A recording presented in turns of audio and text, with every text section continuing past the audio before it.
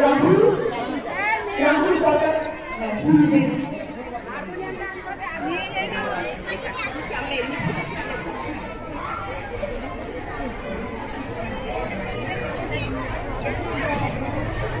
মেয়েরা তোমরা একটু শান্ত হয়ে দাঁড়াও।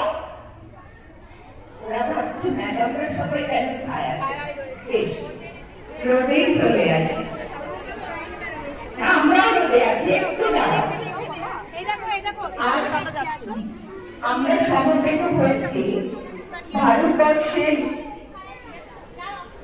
৭৯তম স্বাধীনতা দিবস পালনের জন্য।